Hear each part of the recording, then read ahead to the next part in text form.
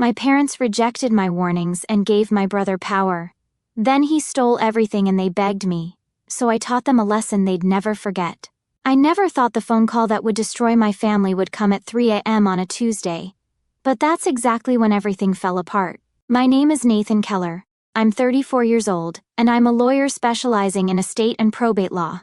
For most of my life, I believed that being the responsible son, the one who always did the right thing, would eventually be recognized and appreciated by my family. I was wrong. Growing up in the Keller household was like living in a carefully choreographed play where I had somehow been assigned the wrong role. I was supposed to be the star, the responsible eldest son who earned praise and recognition for his achievements. Instead, I found myself perpetually cast as the reliable supporting character, while my younger brother Brandon commanded the spotlight with his effortless charm and magnetic personality. From the earliest age, I understood what was expected of me. Good grades weren't just encouraged, they were assumed. While other kids struggled with homework or got into typical childhood mischief, I was the one teachers pointed to as an example. Perfect attendance, honor roll every semester, student council participation, volunteer work at the local library. I checked every box that defined what a good kid should be. I genuinely believed that excellence was its own reward, that my parents' quiet nods of approval when I brought home another stellar report card meant they were proud of me. But then there was Brandon, 5 years younger and operating by completely different rules. Where I was methodical and cautious, he was spontaneous and fearless. Where I followed instructions to the letter, he seemed to view rules as mere suggestions.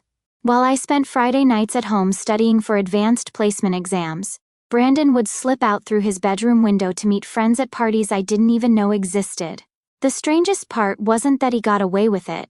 It was how our parents reacted when they inevitably discovered his escapades. When I was caught staying up past my bedtime reading under the covers with a flashlight, I received a lecture about responsibility and the importance of following household rules. When Brandon was caught sneaking back into the house at 2 a.m. smelling like cigarettes and teenage rebellion, our parents would have what they called talks with him, gentle conversations about making better choices, delivered with understanding smiles and reassuring hugs. The double standard became more pronounced as we entered our teenage years. While I worked part-time jobs after school and weekends to save money for college, first at the local grocery store bagging groceries, then at a pizza place where I learned the value of hard work and customer service, Brandon simply asked our parents for whatever he wanted. New video game console? Dad would drive him to the store that weekend.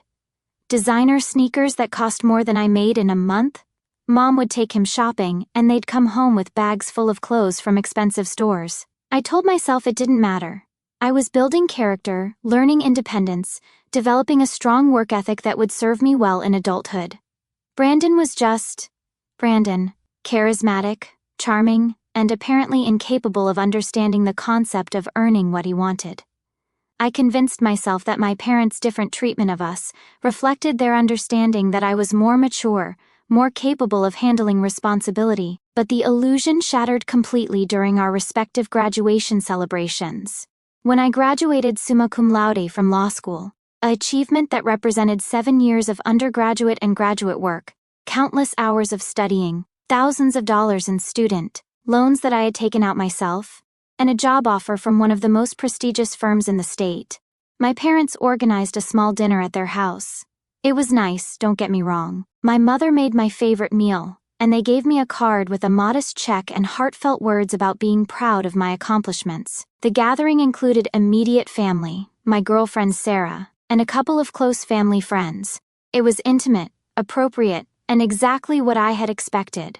2 years later, when Brandon barely managed to pass his real estate licensing exam after failing it twice, our parents threw him a party that resembled a wedding reception.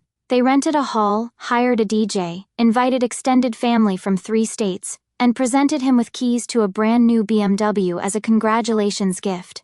The party cost more than my entire final year of law school tuition. Relatives I hadn't seen in years were there, toasting Brandon's amazing achievement and praising our parents for raising such a successful young man. I watched from the sidelines as Brandon gave a speech about how he was going to revolutionize the real estate industry, how he had big plans and ambitious dreams. Everyone applauded and cheered, treating his entry-level license like he had just discovered a cure for cancer. Meanwhile, I couldn't help but remember that when I had passed the bar exam, one of the most difficult professional licensing tests in the country, I had received a congratulatory phone call and dinner at Applebee's. The pattern only intensified as we moved into our adult lives. I threw myself into building my legal practice with the same methodical dedication I had always applied to everything. I started at a small firm, worked 80-hour weeks, took on pro bono cases to build experience, and slowly developed a reputation for thoroughness and reliability. Within 5 years, I had saved enough to buy a small house in a decent neighborhood. Within 7 years, I had enough clients to start my own practice. Within 10 years, I was married to Sarah, a wonderful woman I had met at a legal conference who shared my values of hard work and stability. Our relationship was everything a healthy partnership should be, built on mutual respect, shared goals, and genuine affection. We supported each other's careers, planned for the future, and created a life that felt solid and meaningful. When we bought a larger house together, when I made partner at my firm, when Sarah got promoted to senior manager at her accounting firm, these milestones felt earned and authentic. Brandon's life, by contrast, seemed to exist in a completely different reality. He got his real estate license and immediately began talking about the fortune he was going to make flipping houses and selling luxury properties. He drove expensive cars, wore designer clothes, and always seemed to be going on exotic vacations or attending exclusive events. At family gatherings, he would regale everyone with stories about his latest deals, his celebrity clients, and his plans to expand into commercial real estate. But here's what didn't add up. Despite all his supposed success, Brandon was constantly asking our parents for money. Not small amounts either. He needed help with rent one month, car payments the next, emergency funds for unexpected expenses the month after that. Each request came with elaborate explanations about cash flow problems, delayed commission checks, or temporary setbacks that would be resolved as soon as his next big deal closed. Our parents never questioned these requests. They would write checks cheerfully, praising Brandon for his entrepreneurial spirit and expressing confidence that his business was going to take off any day now. When I occasionally suggested that maybe they should ask to see some documentation of his income or business expenses before lending him money, they would get defensive and accuse me of being unsupportive of my brother's dreams. As someone who had spent years studying contract law, business regulations, and financial compliance, I couldn't ignore the red flags that were becoming increasingly obvious. Brandon would show up to family dinners wearing a Rolex worth more than most people's cars, but then casually mention that he was behind on his utility bills. He would talk about closing million-dollar deals while asking our parents to co-sign a loan for him because his credit wasn't quite good enough. He claimed to be making 6 figures annually, but somehow never had enough money to pay for basic living expenses. The contradictions weren't just puzzling, they were deeply concerning. In my professional life, I had worked on cases involving financial fraud, and I recognized the patterns of someone living far beyond their legitimate means. Either Brandon was the worst money manager in the history of real estate, or he was getting income from sources he wasn't discussing with the family. But every time I tried to raise these concerns with our parents, even in the gentlest possible terms, they would shut down the conversation immediately. They accused me of being jealous of Brandon's success, of being too rigid and conventional to understand his creative approach to business. They suggested that my criticism came from a place of resentment about their different parenting styles, and that I needed to be more supportive of my brother instead of constantly looking for problems. The situation reached a new level of absurdity about 18 months ago when our parents casually mentioned during Sunday dinner that they were finally getting around to updating their will and estate planning documents. This was something I had been encouraging them to do for years. Their existing will was decades old, their beneficiary designations were outdated, and they had never established proper power of attorney documentation or healthcare directives. As an estate planning attorney, I had offered multiple times to help them with this process at no charge. It was literally what I did for a living, and I would have been honored to help my own parents ensure their affairs were properly organized. But they had always procrastinated, claiming they were too busy or that it wasn't urgent since they were both still relatively young and healthy. So I was pleased to hear they were finally taking action, until they mentioned that Brandon was helping them organize their important documents and had offered to handle the entire process for them. The words hit me like a physical blow. Brandon, who had no legal training whatsoever, no experience with estate planning, no understanding of tax implications or regulatory requirements, was somehow the person they had chosen to trust with their most important financial and legal affairs. When I asked what specific qualifications Brandon had for handling estate planning, our parents looked at me like I had asked a ridiculous question. Brandon was family, they explained. He cared about their well-being. He had volunteered to help, unlike certain other family members who were always too busy with their own lives to spend time with their parents. The implication was clear. I was selfish and distant, while Brandon was loving and attentive. I tried to explain that estate planning wasn't about good intentions. It was about legal expertise, regulatory compliance, and understanding complex financial instruments. I offered again to handle their estate planning myself, or at minimum to review whatever documents Brandon helped them prepare. But they declined both offers, insisting that they didn't want to create family drama by bringing in outside professionals when Brandon was perfectly capable of helping them himself. That conversation marked a turning point in my relationship with my parents. For the first time, I began to understand that their favoritism toward Brandon wasn't just about personality preferences or parenting styles. It was about fundamental differences in how they perceived competence, value, and trustworthiness.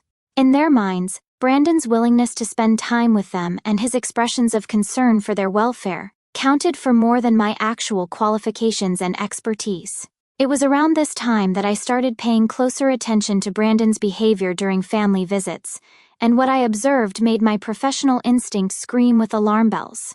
I offered to help them with their estate planning for free. It's literally what I do for a living, and I would never charge my own parents. But they declined, saying Brandon was already handling everything, and they didn't want to hurt his feelings by bringing in outside help.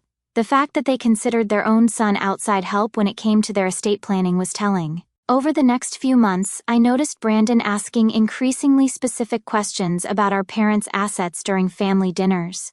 He wanted to know about property values, insurance policies, investment accounts, and retirement funds. When I pointed out that these seemed like odd topics for casual conversation, my mother just laughed and said Brandon was taking an interest in the family's financial security. The breaking point came 6 months ago. I discovered through a colleague in the real estate industry that Brandon had been involved in some questionable deals.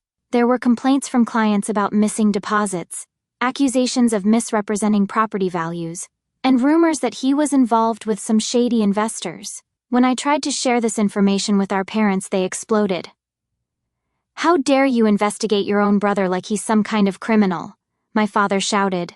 "Brandon is trying to build a career, and here you are trying to sabotage him out of jealousy." My mother was even more hurtful. "Nathan, I'm disappointed in you. We raised you to support your family, not tear them down. Just because you're successful doesn't mean you have the right to look down on your brother." I tried to explain that I wasn't looking down on anyone. I was genuinely concerned about Brandon's business practices and the potential legal consequences for him and anyone who got involved with his deals. But they wouldn't listen. They accused me of being arrogant, jealous, and mean-spirited. That conversation ended with my father telling me that if I couldn't support Brandon and be a good brother, maybe I should reconsider how often I came around for family gatherings. It was clear that they valued Brandon's feelings over my legitimate concerns. But I couldn't just let it go. My legal instincts were screaming that something was very wrong, and I felt a responsibility to protect my parents from potential financial harm. So I started paying closer attention to Brandon's behavior during family visits. What I discovered made my blood run cold. During a family barbecue last summer, I noticed Brandon disappearing into the house for extended periods, while our parents were busy hosting guests in the backyard. When I followed him inside under the pretense of getting a drink, I found him in our father's home office, photographing documents with his phone. When he saw me, he quickly put the papers away and claimed he was just looking for a pen. I started watching more carefully after that. Brandon had a habit of arriving early to family gatherings and staying late, always volunteering to help clean up. But instead of actually cleaning, he would spend time in areas of the house where our parents kept important documents. I noticed him paying particular attention to the safe where they kept their wills, property deeds, and other valuable papers. The most damning evidence came when I realized that Brandon had somehow gotten copies of our parents' house keys. I saw him coming and going from their house on weekdays when they were at work, claiming he was checking on things or doing maintenance. But our parents had never asked him to do maintenance, and they had a security system that would have alerted them to any problems. When I tried to bring this up with our parents, they not only dismissed my concerns but became actively hostile toward me. They accused me of spying on Brandon, of being paranoid and controlling, and of trying to damage their relationship with their younger son out of spite. The final confrontation happened 3 weeks ago. I had gathered enough evidence to prove that Brandon was accessing our parents' house without permission and photographing their financial documents. I had timestamps from the security system, photos of Brandon's car in their driveway during work hours, and even a witness who had seen him leaving the house when our parents weren't home. I arranged to meet with our parents at their house on a Saturday afternoon. I brought all my evidence and laid it out carefully, explaining each piece and what it suggested about Brandon's intentions. I was professional, calm, and thorough, exactly the way I would present a case to a judge. Their reaction was swift and devastating. "Get out," my father said, his voice cold and final. "Get out of our house and don't come back until you're ready to apologize to your brother and to us." My mother was crying, but her words cut even deeper. "I can't believe you would go to such lengths to hurt Brandon. What kind of person hires investigators to spy on their own family?" I tried to explain that I hadn't hired investigators. I had simply been observant during family visits and had asked a few discreet questions in professional circles. But they weren't listening. In their minds, I had crossed an unforgivable line by questioning Brandon's character and motives. The conversation ended with my father declaring that as far as they were concerned, they had one son who loved and supported the family, and one son who seemed determined to destroy it. It was clear which category I fell into. As I left their house that day, my mother called after me, "Don't bother calling or visiting until you're ready to be a real brother to Brandon and a real son to us." That was 3 weeks ago. Since then, I've heard nothing from my parents except for a brief text message from my mother informing me that they had given Brandon full power of attorney over their financial affairs, and that he would be handling all their legal and business matters going forward. The message ended with, "We hope this shows you how much we trust him and how wrong you were about his character." I was devastated, but not surprised. I had spent months trying to protect my parents from what I could see coming, and they had chosen to trust Brandon over me. There was nothing more I could do except wait for the inevitable consequences of their decision. I didn't have to wait long. The phone call came at 3:17 a.m. on a Tuesday. It was my mother, and she was sobbing so hard I could barely understand her words. "Nathan," she gasped between tears, "you have to help us. Brandon is gone, and he took everything." My heart sank, but I forced myself to stay calm. "Mom, slow down. Tell me exactly what happened." Through her tears, the story came out in fragments. Brandon had cleaned out their bank accounts, transferred ownership of their house to himself using the power of attorney documents, and liquidated their investment portfolio. He had also taken all their important documents, birth certificates, social security cards, insurance policies, and even family heirlooms that had been stored in their safe. He left a note. My mother sobbed. He said he was sorry, but he had debts to pay and creditors were threatening him. He said he would pay us back someday, but he had to disappear for a while. My father got on the phone, and his voice was broken in a way I had never heard before. "Son, I know we said some terrible things to you, but you have to help us. We don't know what to do. Brandon took everything we had." The irony was overwhelming. For months I had been trying to warn them about exactly this scenario, and they had not only ignored my warnings but had cut me out of their lives for voicing them. Now, faced with the consequences of their blind trust in Brandon, they were calling me in the middle of the night expecting me to fix everything. But here's what they didn't understand. I wasn't the same person who had desperately sought their approval for 34 years. The pain of being rejected and dismissed by my own parents had changed something fundamental in me. I had spent the last 3 weeks in therapy, working through the trauma of being abandoned by my family for trying to protect them. "I'm sorry this happened to you," I said carefully, "but I'm not sure why you're calling me. 3 weeks ago you made it very clear that you had one son you trusted and one son you didn't. You gave Brandon power of attorney over your affairs and told me not to contact you until I was ready to apologize for questioning his character." "Nathan, please," my mother begged.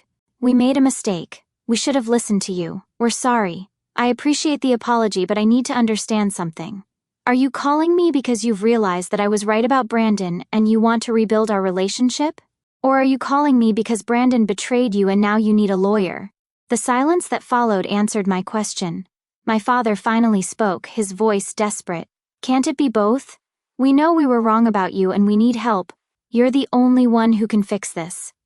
And there it was, the same pattern that had defined our relationship my entire life. When everything was going well, Brandon was the golden child and I was the expendable one. But the moment there was a crisis that required actual competence and reliability, suddenly I was the one they needed. I'll need some time to think about this, I said. This isn't just about legal help. This is about our entire relationship and whether it's possible to rebuild trust after what happened. We don't have time, my father said urgently. Brandon could be selling our house right now. Every day we wait makes it harder to recover our assets. Then you should call the police and report the theft. You should also contact a lawyer who specializes in elder financial abuse. I can give you some referrals. We don't want another lawyer, my mother said. We want you. You're our son. 3 weeks ago, you told me I wasn't acting like a real son. You said you had one son who loved the family and one who was trying to destroy it. Which son am I today? They didn't have an answer for that. I told them I would call them back within 48 hours with my decision, and I hung up. The next 2 days were the longest of my life. I was torn between my professional duty to help victims of financial abuse, my personal desire to help my parents despite how they had treated me, and my need to protect myself from being used and discarded again. I talked to my therapist, my wife Sarah, and several colleagues who had dealt with similar family situations. The consensus was clear. If I was going to help my parents, I needed to set clear boundaries and conditions that would prevent them from repeating their pattern of taking my help for granted while favoring Brandon. When I called them back, I had made my decision. I'm willing to help you, I said, but there are conditions. Anything, my father said immediately. First, I need you to understand that this isn't just about fixing Brandon's theft. This is about our entire family dynamic and the way you've treated me over the years. If we're going to move forward, some fundamental things need to change. Of course, my mother said. We understand that now. Second, if I take your case, I'm taking it as your attorney, not as your son trying to earn your approval. That means you follow my legal advice without question, even if you don't like it. It also means you pay my standard legal fees just like any other client. There was a pause. You want us to pay you? My father asked. Yes. This is going to require weeks of intensive legal work, potentially involving law enforcement, civil litigation, and asset recovery across multiple jurisdictions. It's not something I can do as a favor on weekends. If you want my help, you hire me professionally. They agreed, though I could hear the reluctance in their voices. Third, I continued. You need to acknowledge publicly that your treatment of me was wrong. I want you to call the relatives and family friends who witnessed your rejection of me and explain that you made a mistake. I want you to admit that my concerns about Brandon were valid and that you should have listened to me. That's embarrassing, my mother said. Not as embarrassing as having your son steal your entire life savings because you refused to listen to warnings from someone who actually knew what he was talking about. They agreed to that condition as well. Finally, I said, I want it understood that our relationship going forward will be different. I'm not the family scapegoat anymore. I'm not the son who absorbs criticism and blame while Brandon gets praise and special treatment. If you want me in your life, you treat me with the same respect and consideration you've always shown him. Of course, my father said. We've learned our lesson. I hope so. Because this is the last time I'm available to clean up a mess that I warned you about in advance. If you ignore my advice in the future and something bad happens, you'll be dealing with it on your own. Over the next month, I threw myself into their case with the same intensity I brought to any major legal matter. I worked with law enforcement to track Brandon's movements and financial transactions. I filed civil suits to freeze assets he had transferred. I negotiated with banks and investment companies to reverse unauthorized transactions. The work was complicated by the fact that Brandon had been clever about covering his tracks. He had used his power of attorney to make transactions that appeared legitimate on paper, even though they were morally and ethically theft. He had also disappeared completely. His phone was disconnected, his apartment was abandoned, and none of his former colleagues knew where he had gone. But my legal training and professional network paid off. Within 6 weeks, I had recovered about 60% of my parents' stolen assets, and had frozen accounts containing another 20%. The remaining 20% was probably gone forever, but my parents went from facing complete financial ruin to being able to maintain their basic lifestyle. Throughout this process, my parents kept their promises. They called relatives and friends to explain that they had been wrong about me and Brandon. They paid my legal fees without complaint. They followed my advice even when it meant admitting to others that they had been defrauded by their own son. But more importantly, I could see that their attitude toward me had fundamentally changed. For the first time in my life, they were treating me with genuine respect and gratitude. They stopped making excuses for Brandon's behavior and started acknowledging the years of red flags they had ignored. They began asking for my opinion on financial matters and actually listening to my responses. The change wasn't just about the money, though. It was about finally being seen as a competent, valuable member of the family instead of the responsible but unappreciated older brother. The final piece of closure came 3 months later, when law enforcement tracked Brandon down in Mexico. He was arrested for wire fraud and elder financial abuse, and most of the remaining stolen assets were recovered. He was eventually sentenced to 5 years in federal prison and ordered to pay full restitution. My parents attended his sentencing hearing, but they didn't try to speak on his behalf or minimize his crimes. For the first time, they held him accountable for his actions without making excuses or blaming external circumstances. As we left the courthouse that day, my mother took my arm and said something I had waited my entire life to hear. "I'm proud of you, Nathan. Not just for helping us, but for being the kind of man who would help us even after how badly we treated you." My father nodded in agreement. "We raised a good son," he said. "We just forgot to notice." It took 34 years, but I finally had the family relationship I had always wanted. Not one based on my willingness to sacrifice myself for their approval, but one based on mutual respect and genuine appreciation for who I am. The most important lesson I learned from this experience wasn't about family dynamics or financial fraud. It was about self-worth. For most of my life, I had measured my value by my family's approval and recognition. When they withheld that approval, I internalized the message that I wasn't good enough, successful enough, or lovable enough. But their approval was never really about my worth as a person. It was about their own fears, biases, and emotional limitations. Brandon wasn't the golden child because he was more valuable than me. He was the golden child because he made them feel needed and important in a way that my independence and competence didn't. Once I understood that, I was able to set boundaries that protected my self-esteem while still maintaining relationships with people I loved. I learned that it's possible to help family members without sacrificing your dignity, and that real love includes accountability and respect. Today, my relationship with my parents is better than it's ever been. We talk regularly, they ask for my advice on important matters, and they've never again dismissed my concerns or treated me as less important than Brandon. They learned that loyalty isn't about blind support. It's about trust, respect, and the willingness to have difficult conversations when someone you love is making destructive choices. As for Brandon, he'll be in prison for the next few years, and our family has made it clear that any future relationship with him will depend on genuine remorse and concrete changes in his behavior. We're not holding our breath. Sometimes people ask me if I regret the way I handled the situation, whether I should have been more forgiving or less demanding when my parents first called for help. But I don't have any regrets. For the first time in my life, I stood up for myself and insisted on being treated with respect.